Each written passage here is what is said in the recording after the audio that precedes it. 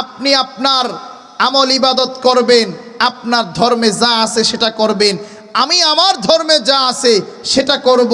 সাম্প্রদায়িক কোনো দাঙ্গা, তৃতীয় পক্ষ, জঙ্গি গোষ্ঠী ইসকন যেন আমাদের ভিতরে করতে না পারে, সেই জন্য সদা সর্বদা আমাদের সবাইকে সচেতন থাকতে হবে।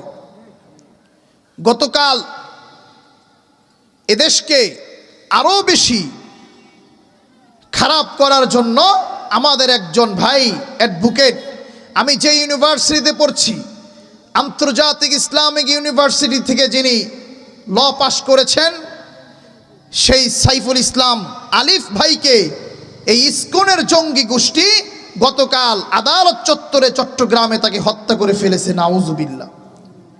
এখন এই শান্ত রাষ্ট্র তো অশান্ত তারা করতে পারলেই তারা সফল।